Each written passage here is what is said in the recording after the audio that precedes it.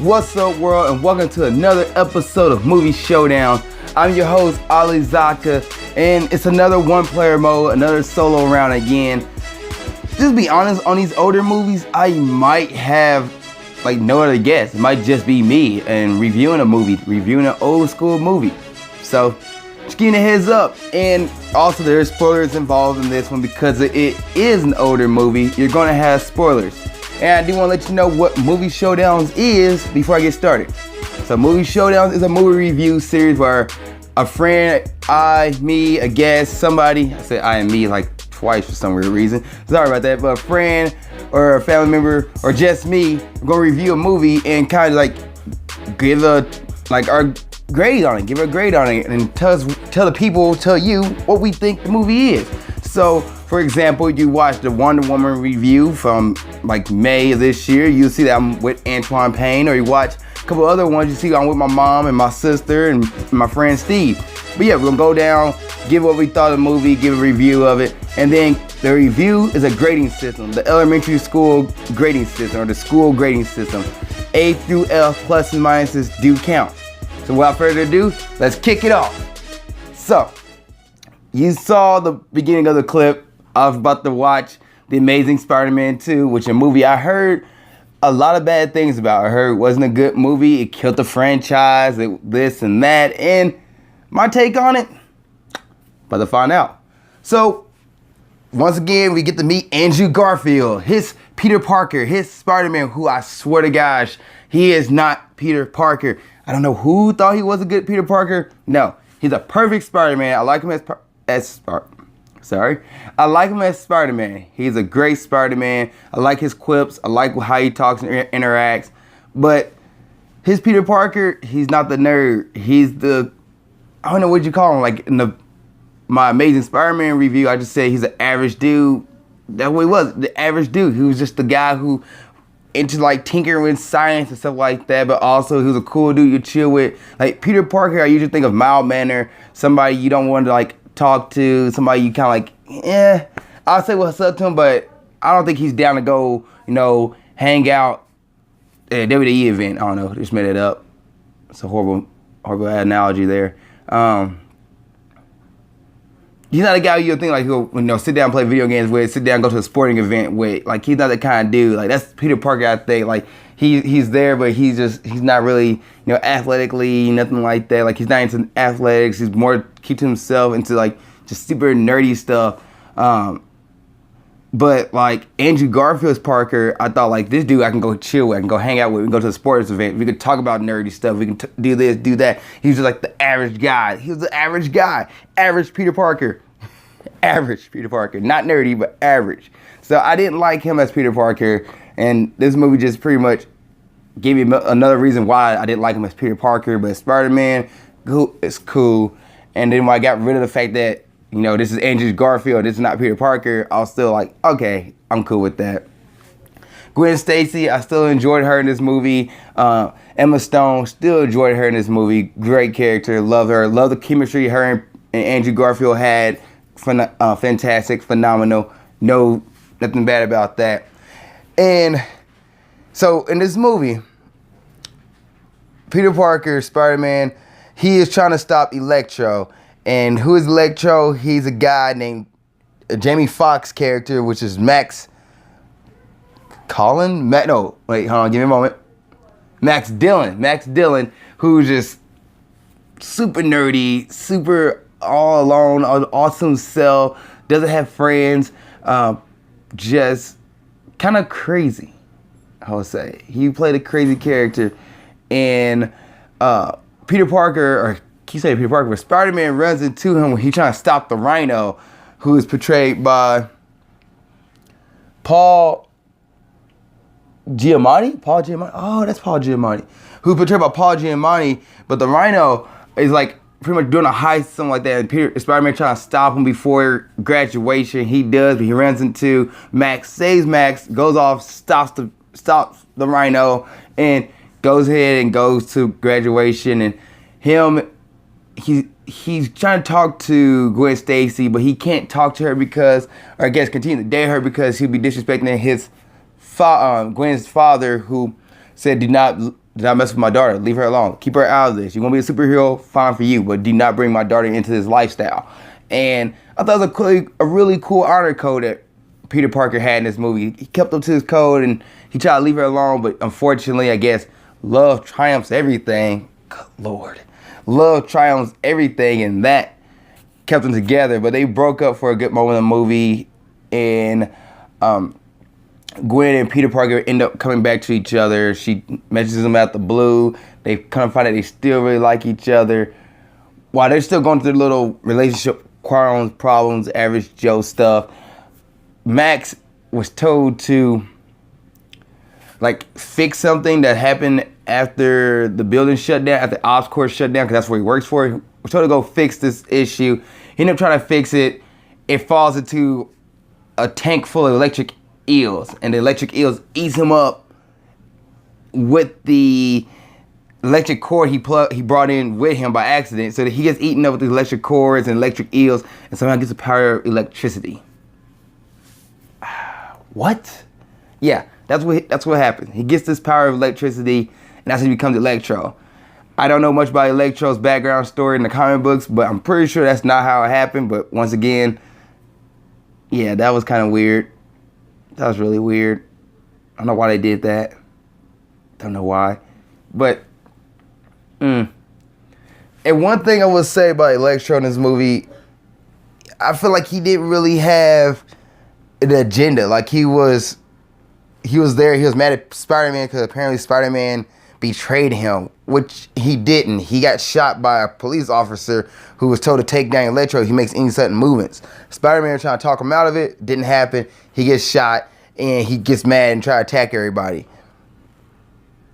Okay, let's use logic here. But I guess because Jamie Foxx's character is kind of crazy, Electro is kind of crazy. But his reason for attacking Spider-Man made no sense. Also, he wanted to be known throughout the world. He wanted to have a spotlight on him. So I guess villainy was the way to do it instead of just being a good guy. It's like, I'm going to help Peter Parker out. I'm going to help Spider-Man out. No, I'm going to fight him and try to take over New York. Reasons? I do want to mention this movie. I did like the fight scene. I did like the animation of it. Yeah, this movie has a lot of CGI in it, but I really love how they did it. In the first movie, I didn't like it as much. I don't know, maybe because it's from 2012. But in this one, it came out in 2014. And I really enjoyed the animation. I really like how they did the colors and everything. But I didn't like the movie scores. The dubstep stuff for Electro, did not. I can deal without it. That dubstep stuff was horrible. But everything else, any other kind of music they had in the movie, I was okay with it. Things that didn't really need to be in it. Peter Parker's finding out about his parents. I guess it was just a subplot that didn't really need its own thing. I guess it needed its own thing. Then they had to wrap around with Mary Jane. Sorry, with Gwen Stacy. I don't know. I felt like when they made this movie, they thought they was gonna make a third one, but they knew somewhere down the line that the third one wasn't going to happen, so they try to rush everything in the second one. So they try to reveal the Peter Parker story with his parents, try to reveal the Gwen Stacy and Parker love situation, the Electro situation, I haven't even got to this yet, but the Green Goblin situation, which the Green Goblin didn't need to be in this movie.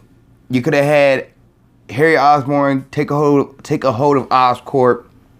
He used Electro, which just does happen in the movie. He used Electro to, get rid of the bad guys who try to take him out of Oscorp because he's a young kid.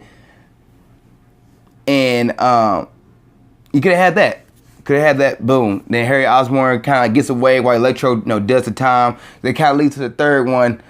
Showing he's kind of a little mad there. But no, what they did in this one, they decided to put another story in. So I guess that's 4 now. Parker and his family, Parker and Gwen Stacy, Electro, Green Goblin, Parker and Aunt May. So 5 stories that was in this movie. They could have taken out, maybe could have done Gwen and Parker. No, say that's for the third one. Parker and his family, Parker and Aunt May. You could have done Electro, leave the Green Goblin and Gwen Stacy's story for the third movie, and that right there, you would have been just set. But no, they tried to do the Spider-Man 3 version, where Spider-Man 3 did it way worse. But they tried to do that version and just didn't pan out for them in this movie. So, what's going to happen is Green Goblin, Harry Osborn, find out that he's dying. His dad died, Norman Osborn. So you don't get to see Norman as the Green Goblin, which takes away from the comic books, but okay. He dies. Harry Osborn incorporates it, realizes he got the disease that his dad has that makes him pretty much grow nails and, I don't know, kills him. Makes him look more green. And Harry trying to find the disease, to find a cure for the disease, but the cure is within Spider-Man's blood because of reasons. And they try to replicate the disease, or replicate the cure, but they couldn't do it. And what happens is Harry gets a hold of the cure, injects himself with it, and end up becoming the Green Goblin. And the Green Goblin appears in the last, 5 minutes, 10 minutes of the movie. Doesn't need to appear there, but he does. Though 10, 15 minutes of the movie appears there, fights Spider-Man in a little fight, just so they can get the epic Gwen Stacy death. Just, what? No, say that for the third movie. You guys could have left Electro in this one. Say that for the third. But no, they got in here, did the Gwen Stacy death, and... Oh, by the way, Harry Osborn, I didn't mention this, is portrayed by... Where is he at? Dane DeHaan. Dane DeHaan? DeHaan. I don't know. I'm digressing right now, guys. But Dane, I can see him as he's a villain. I can see him as a villain in the movie. Didn't really see him as Harry Osborn. But yeah, okay. But yeah, the Green Goblin, Dane, he came out of nowhere, attacked Spider-Man after he beat Electro, and picked up Gwen Stacy and like gonna drop her. Spider-Man like, don't do it, don't drop her. He drops her. Green Goblin and Spider-Man fighting, and Spider-Man trying to save Gwen with a web. He shoots a web at her. She's falling.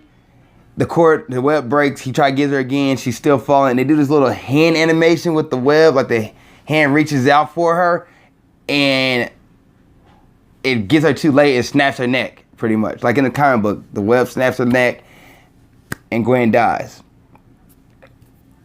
And like Peter Parker's grieving. He goes away for, I think, 4 months, 6 months. He goes away as Spider-Man doesn't come out, and then at the end of the movie, when the Rhino appears and wreaking havoc, Spider-Man appears to save the day, and then the movie cuts. Like, you don't get to see the fight between the Rhino and Spider-Man. You just see Spider-Man about to attack Rhino. Rhino's charging at Spider-Man, and the movie cuts.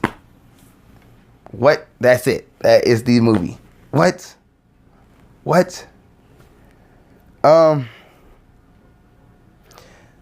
This movie is more enjoyable to me than The Amazing Spider-Man, than the first one. I will say that. Is this a Friday night movie? I watched it on a Saturday night. I want to say it's a Friday night movie with a bunch of friends. Movie Friday night. No, it's not that kind of movie. It's definitely a Saturday day movie or a Saturday evening movie. Sunday maybe. But don't say this one on your Friday nights. Is it the best superhero movie I've seen? No. Is it the worst? No. Get a whole list of movies with like Daredevil and Elektra and Catwoman. And yeah, we're not gonna get into all those. But yeah. So